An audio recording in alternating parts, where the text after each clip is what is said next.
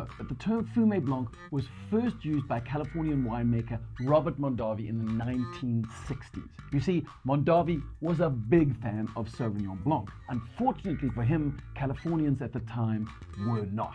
So what Mondavi did was to bottle Sauvignon Blanc anyway, but he invented a brand new name for it in order to obscure what was really in the bottle. But of course, this wasn't a complete fabrication, because the name he chose, Fumé Blanc, was a clear reference to the Sauvignon-saturated Loire region of Puy-Fumé. Now, in Puy-Fumé, the nickname for Sauvignon Blanc was Blanc Fumé. So what Mondavi did was went flip mode like Buster in the 90s and called it Fumé Blanc. The other thing that Mondavi did was to mature his Sauvignon Blanc in barrels, including some new oak, in order to even further obscure the still quite distinctive Sauvignonness of Sauvignon Blanc. He then launched this product onto the market, which would trigger an absolute tidal wave of consumer sentiment, and that would eternally alter the future of the, up until then, fairly obscure and somewhat anonymous cultivar of Sauvignon Blanc. Because today, Sauvignon Blanc is the third most planted white cultivar on the entire planet, and it also is South Africa's biggest wine export. Now, there is the misconception that Fumé Blanc is just another name for barrel fermented Sauvignon Blanc. Now, that just ain't so. It is true to say that Mondavi's very first Fumé Blanc was indeed barrel matured. But it is not true to say that Fumé Blanc implies barrel maturation. In fact, there are many producers, in California particularly, that produce a Fumé Blanc even though they use no oak in the process of making that Fumé Blanc. Now, the relevance of all this is that today's hand drink solo wine of the day is a Sauvignon Blanc that is barrel matured, but is not called a Fumé Blanc. In fact, the wine of the day is the HermanusPietersfontein Kat met die HOUT Wooded Sauvignon Blanc 2021. That translates to cat with the wooden leg. Now, this wine is made by winemaker WILHELM PIENAAR with fruit from the farm of Sondagskloof in the wine ward of Sondagskloof, which in itself translates to mean Sunday's Glen. Sondagskloof is a wine ward down on the south coast of South Africa. It is to the east of Walker Bay and to the west of Agulhas. The ward is named after the farm of Sondagskloof, and this farm is where all the vineyards that make HermanusPietersfontein's wines are planted. Sondagskloof as a ward is very much in the same ilk as the rather cool wards on either side of it, but the difference is that Sondagskloof has some rather steep topography, and so it's managed to squeeze in a little bit of extra altitude along with its very obvious cooling ocean influences. The ward was brought into existence in 2006, and today it has about 85 hectares of vineyards planted on it. 68 of those hectares are planted on the actual original farm of Sondagskloof, and their neighboring estate, Brunier, have another 15 hectares. But as it stands, it's quite an exclusive little ward that only has 4 producers who have been able to bottle wines that are wine of origin Sondagskloof, and that is obviously HermanusPietersfontein, their neighbor Brunier, which we've already mentioned. And then there is the legendary award-winning winemaker Trizaan Barnard, who loved Sondagskloof so much that she named her award-winning white blend the Sondagskloof White Blend. And finally, there is also Tinashe Nyamaduko's wine label Kumusha Wines. Now, they also make a Sauvignon Blanc, which is labeled Wine of Origin Sondagskloof. It's worth noting that those last 2 producers, Tinashe and Trizaan, both make their wines from vines that are managed by WILHELM and the HermanusPietersfontein team. And at this point, you might ask, who is this mysterious character, WILHELM, who can make wine out of the ether? Well, I'll tell you. He started out by studying at Stellenbosch, where he did a master's in viticulture. He then went over and spent some time in the Rheingau in Germany, only to come back to South Africa and join Pongratz as first the assistant winemaker and then the cellar master. So he's made a couple of million bottles of bubbly in his time. After that, he then left back to the old world, where he went to France to do the equivalent of what essentially was a wine MBA, which equipped him enough to come back to South Africa and become cellar master of what is one of the biggest wine brands in South Africa, NEDERBURG. There is something you need to know about NEDERBURG, and that is that they have absolutely horrendously butchered the concept of a halo effect. Now, in marketing, the halo effect is when you take a couple of really amazing top flight products and you put a lot of attention on them, and when they're in the limelight and they glow, they cast a golden glow over some of your more mediocre products. NEDERBURG have done the exact opposite.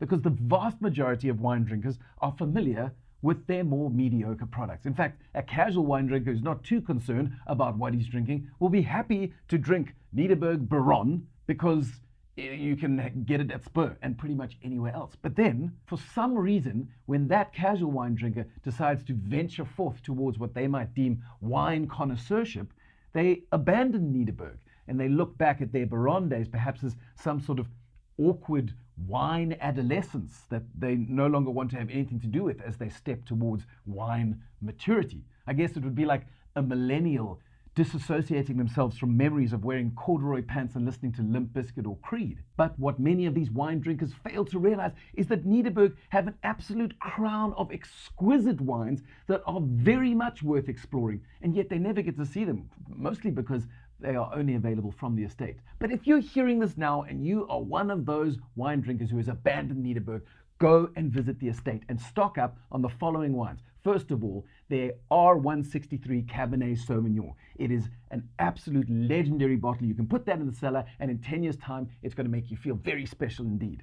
Then you also need to get yourself some of the 2 Centuries Cabernet Sauvignon, which is not quite as mysterious perhaps as the R163, but it is a beautiful wine that is ready to drink now, and it'll certainly make you feel very fancy at dinner with your in-laws. And finally, don't leave without picking up a case of their vintage MCC. I think the current vintage is the 2013.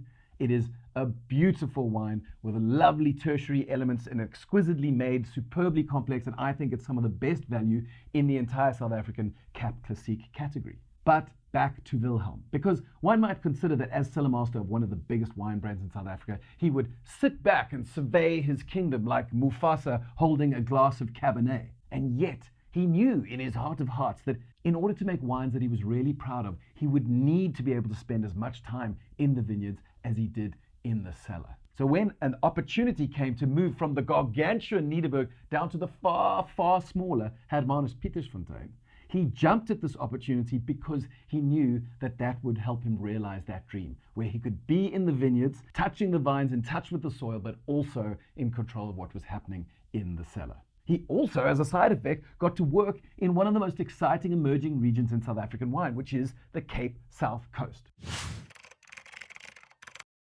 As far as the wine name, HermanusPietersfontein, it's caused quite a lot of controversy in its time, simply because it's nigh on impossible to pronounce for anyone who isn't South African. Even local South Africans have historically had some issues with the name. As it turns out, the name HermanusPietersfontein was the original name of the town Hermanus, which is situated between the wine wards of Hill and Arde Valley and Walker Bay. And Hermanus, the town, is also the place where HermanusPietersfontein wines have their cellar. But it was as far back as 1902 that locals have been having issues with this unwieldy moniker. There was one particular irate postman who complained so bitterly about having to write out the full name of HermanusPietersfontein a couple of hundred times each week that he convinced an entire town to change the name from HermanusPietersfontein down to Hermanus. I guess the question we need to ask today is if an entire town was willing to simplify their name for one postman, should it not be perhaps that a certain wine brand could consider simplifying their name in order to ease the process for their consumers? But enough history, let's get into the glass. So when we give this guy a sniff, well, that is why we love wooded Sauvignon Blanc, because you get those classic cooler climate, floral notes of elderflower, a little bit of citrus, and there is a touch of sort of more tropical guava. But then all those notes are gilded in a really delicate but lovely sort of butter toffee element. And in between the fruit and the oak, in the middle, you have this savory, almost salted white asparagus element, which adds a whole new level of complexity. It sounds really weird, but it works beautifully in the wine. And when we take a sip, well, you get a lovely burst of citrus up front. You have this mandarin and nachi sherbet that just explodes onto the palate. That citrus element then segues into more of that floral elderflower, and then out of the back of that comes the most captivating and scintillating crystal clear elements of fresh cut limes. And again, as is the case with the aromas, in between those fruit and citrus and floral elements, there's a lovely salty, savory element, almost as if the lime that I mentioned has been dusted with salt flakes. When we look at how the wine was made, well, like MONDAVI back in the 1960s, the wine is tank fermented, but then barrel matured. It's also worth noting that winemaker Wilhelm is a big fan of hyper-oxidation. Hyper-oxidation is a really counterintuitive winemaking practice that has been taking place in Burgundy for decades. It essentially involves pumping as much oxygen into the wine as possible, which weirdly makes it more resistant against oxidation much later on down the line. The idea is that wine grapes will be crushed and then pressed, and the resultant juice will be poured into a stainless steel tank from the top and then drop all the way down and splash into the empty tank, all the while soaking up as much oxygen as it possibly can. Normally, a winemaker would try and keep oxygen away from Sauvignon Blanc and would probably add sulfites at this point in order to try and keep oxidation to a minimum. But in this instance, in hyperoxidation, the winemaker will skip the sulfite process and try and get as much oxidation as possible. Then you have these enzymes called polyphenol oxidases, which begin to brown the juice, and the juice goes from light brown to dark brown to almost black. It acts in the same way as an apple that's left out in the air, which then turns brown over time. Now, this brown juice can be absolutely terrifying, even for the most seasoned winemaker, but fortunately, this change of color is only temporary. And you might ask, well, how can this be? How can this gross brown juice be restored to its former glory? Well, first of all, some of those phenols that have been acted on by those enzymes are then precipitated into an insoluble form, and they sink to the bottom of the tank.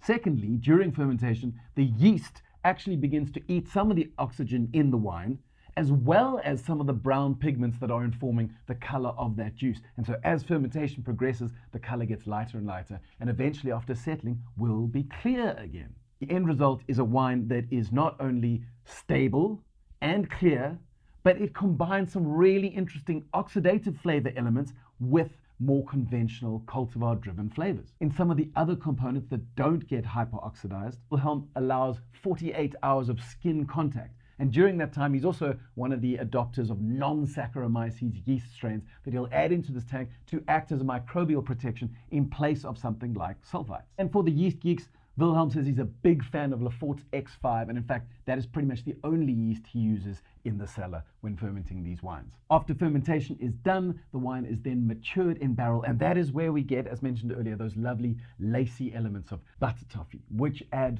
further complexity to what is already a delightfully dynamic wine.